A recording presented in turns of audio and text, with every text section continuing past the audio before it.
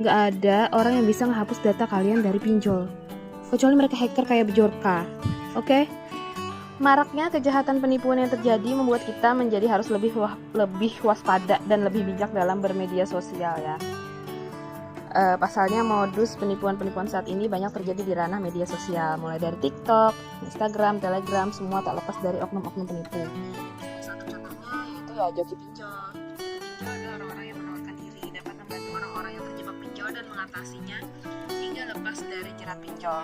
Tentu aja ya, hal ini membuat sebuah angin segar bagi orang-orang yang terjerat pinjol.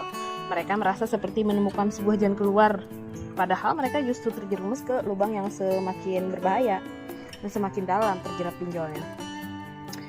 Apakah jasa ini dapat dipercaya? Tentu aja enggak, karena joki pinjol hanya mengarahkan bagaimana cara untuk membobol aplikasi pinjol lain untuk menutup aplikasi pinjol lainnya.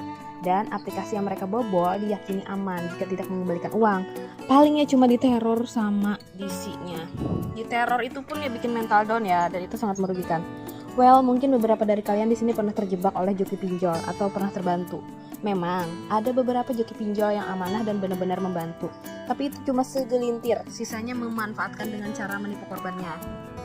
Kebanyakan korban yang tertipu dalam keadaan panik dan putus asa, lalu ia menuruti semua perintah joki untuk membobol kembali aplikasi pinjol ilegal lainnya. Mereka minta bayaran dari sana.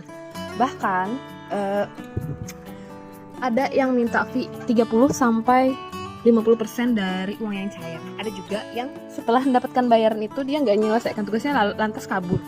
Banyak kok joki-joki yang kayak gitu, yang sok ngebantu, sok bisa menghapus data dan lain sebagainya, padahal enggak. Mereka siapa? Mereka cuma manusia biasa tanpa skill. Kalau mereka punya skill itu mereka nggak nipu kayak gini.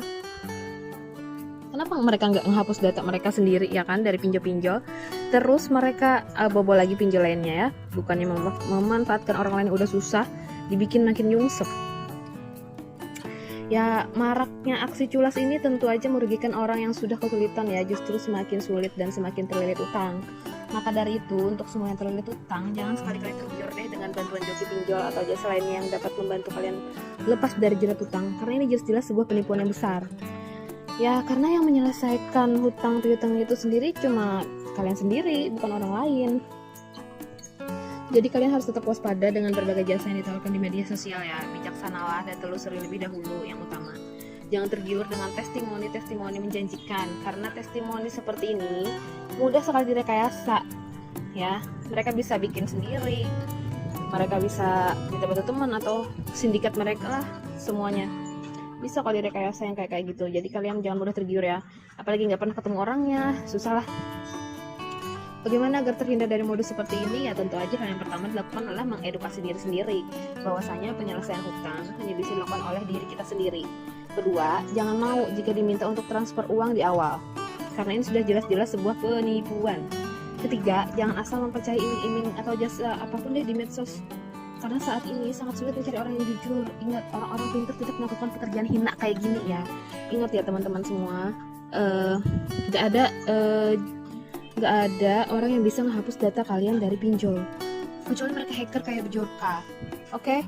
Ini aja sih informasi yang bisa aku sharing pada video kali ini. Nanti kita lanjut di video selanjutnya.